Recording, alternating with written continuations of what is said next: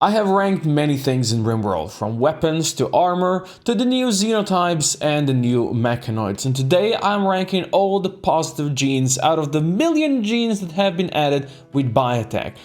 There's a lot of them, so we're gonna go quick rapid fire ranking. I'm just gonna go through all of them. Now in a future video, I'll then rank them separately based on, let's say, combat genes and genes that affect your health, etc. Also, I'm excluding all the skill-based genes because there's just so many of them. I think it would just be clutter over here, and same for the various drug immunity genes as well. So let's get ranking. First thing first, we got acid spray. This is a really cool ability for early on. You spray acid, you damage animals or people or whatever. It deals good damage, very decent early game, B tier. Next we have ageless. Your aging stops at 18, you don't get any old diseases. It's okay, decent C tier. Next we have animal war call. Basically enrages any animals around you, so they're gonna go berserk and fight for you. It's actually really cool seeing AI use this. For your own use, it's decent. Let's put it up here in B tier. Next we have archite metabolism. Basically just gives +6 metabolic efficiency, so whenever you're combining your genes you can get some more in. It does require the archite capsule, but still it's very useful if you're trying to get more stuff in. We're gonna put it up here into A tier. Next we have beautiful. Basically gives you the beautiful trait +2 beauty. Other colonists will like each other more if they're beautiful, which means they're gonna have to rebuff each other more when they hit on each other, so that could be a bit of a mood debuff. It does counter the negative beauty that you get from various glands if you install them, but still not really that very useful thing, D tier. Next we have coagulate, basically an instant emergency heal that fixes all the injuries on the targeted pawn. It's really good in emergencies. We're gonna put it up here in the S tier. Then we have two temperature things. We have cold tolerant, basically -10 minimum comfortable temperature, so it's decent for cold climates, but otherwise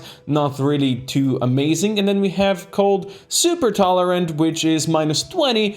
That actually is quite a bit better, but still, you know, it's very situational, so we're gonna put it out here into C tier. Next on this we have dark vision. Basically the work speed is not affected when in dark, which is great for miners. Also removes the mood debuff that you get for being in the dark, and it's also useful for fighting in the darkness, but let's be real, usually later on you'll have lights all over your base, but still it's a very decent one. We're gonna put it out here in B tier. Next is deathless. Basically you cannot die unless your colonists' brains get destroyed, their head get blown off. You know, you just go into death rest or coma if you're not a vampire, and it's just I mean, it's a cheat. It's basically a cheat gene. We're gonna have to put it out here in the S tier. Next we have Death Calm. Basically they will not instigate social fights. When they break, their breaks are not gonna be violent. It's a very useful thing to have, but it's not the greatest thing, so it's somewhere in the middle. We're gonna put it out here into C tier. Then we have Gene Implanter. Basically it's gonna use their stick, I don't know what kind of organ it is, to implant all of their xenogerm genes into another pawn, which is awesome if you're trying to spread your own xenogerm and, you know, just do that. But it does have a long cooldown, which is kind of the downfall of this otherwise really cool ability. So we're gonna put it out here in the C tier. Next we have Elongated Fingers. Basically increases manipulation by 10%. Manipulation is one of the most important stats, so it is always awesome to have this. We're gonna put it out here into S tier. Next we have Fast Learner. Basically gives the colonists the trait Fast Learner, meaning they get more XP from anything they do, meaning they will get to high level skills much faster, meaning it's a great skill. So we'll also put this into S tier. And you know what else is in the S tier? My subscribers. So if you're not subscribed yet, just click that button down there and I will also rank you S tier. Onwards to glory, we have Fast Runner next, which basically gives the Fast Walker trait, which it's kind of weird with how this naming goes. Basically means they will walk faster, which is great for anybody that does hauling, which is decent for anybody that tries to escape from any raiders or animals, but the buff isn't that huge to be really important and really good, so we're gonna put it out here into D tier. And next we have Very Fast Runner, which gives the Jogger trait, which is basically double the effect of the Fast Walker previously, and that I think is big enough of a buff to deserve to go higher. You know, it's great for kiting, it's great for haulers, it's great for basically moving around, and I'm gonna put it up here into B tier. Next we have fast wound healing, an amazing trait. Wounds heal twice as fast. There's nothing that needs to be said here. People will get twice as fast out of the hospital, ready to do their work again and ready to fight. So easy A tier in my opinion. And then we have the super fast healing, which is 4 times the speed. And in my opinion, that thing is just one of the greatest traits ever. It's clear S tier for me. And then we go to fertile, which is just a higher chance to have kids. I'm sorry, but you can already kind of convince people to have kids, so there's a higher chance to do that. And I don't think this is really a useful trait, one that you should be going for, so I'm sorry. This one goes into F tier. Then we go to fire resistant. Basically means that much lower flammability of the pawn's body, so they don't burn up, less damage taken from fire, which it's very useful because chaos can reign in any fight, meaning that there's gonna be fire and all that kinds of stuff, and people just not taking damage from that. It's great, it's awesome, it deserves to be A tier in my opinion. Then we have fire spew. It spits fire, setting people on fire, which is great, just like acid spray, but it's more to cause chaos, so it could be more useful later in the game as well, because, you know, you spew fire, people are on fire, they run around, they don't shoot at you, and you shoot at them. It's still not that amazing, but still, I think it deserves to be B tier. And then we have the foam spew, which sounds absolutely disgusting, but basically it's there to fight fires. Quite situational, you can't really use it as offensive ability.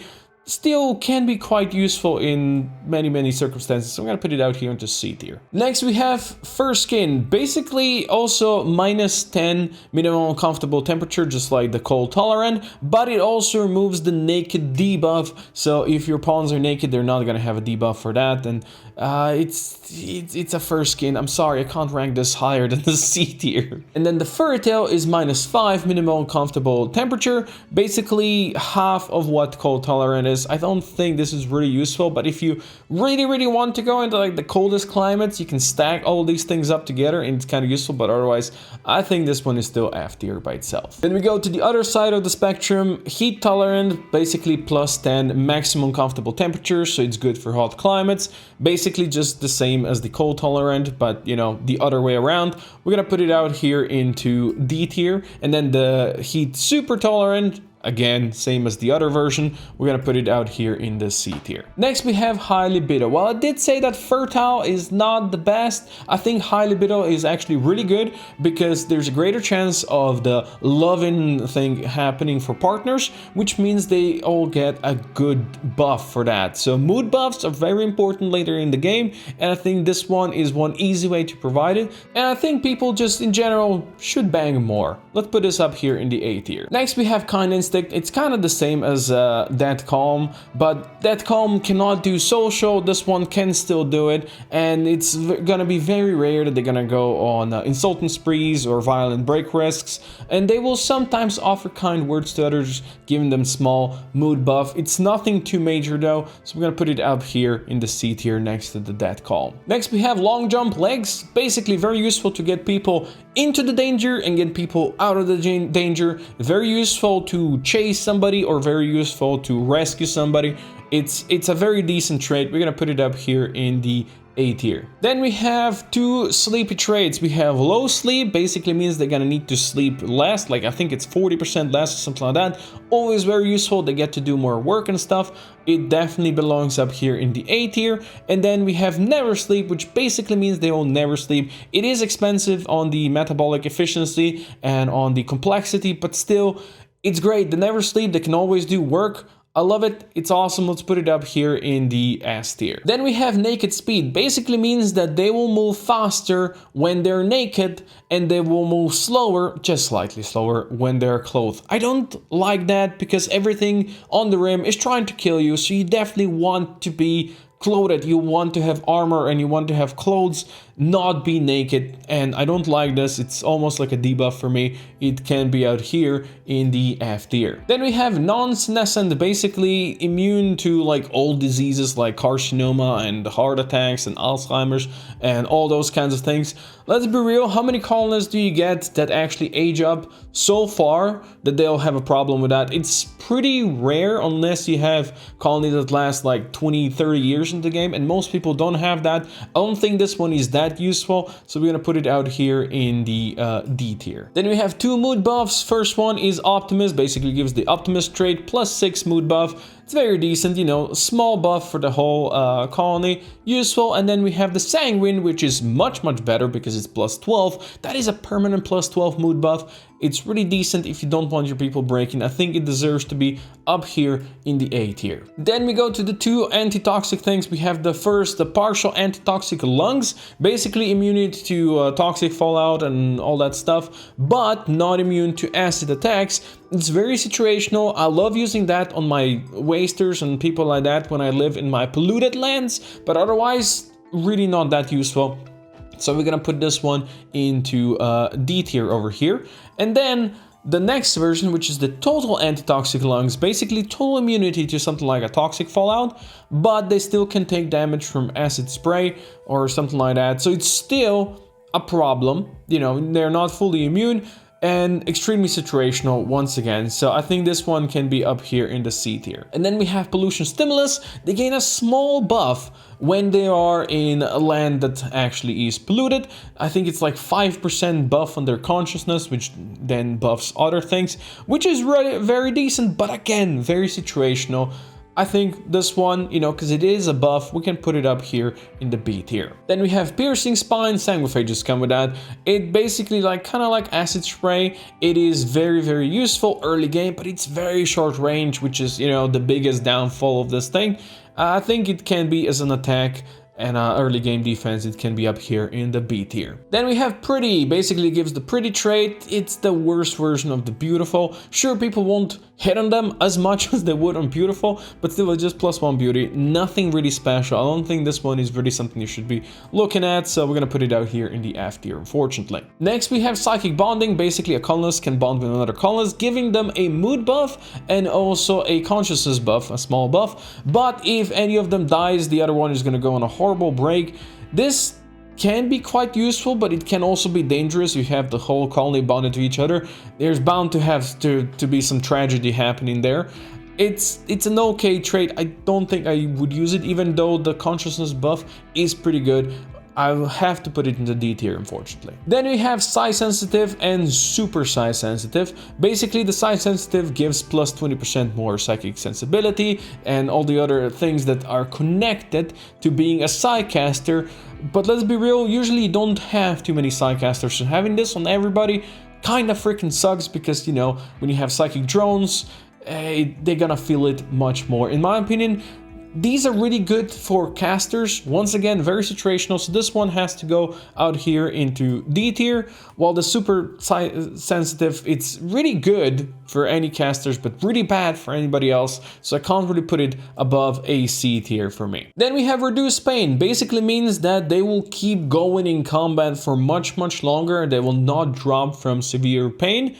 But that means that when they do drop, their injuries are going to be basically on the edge of fatal, so you'll have to heal them really fast. So you have to be really careful with that, because they might, you know, just not drop, they might just die.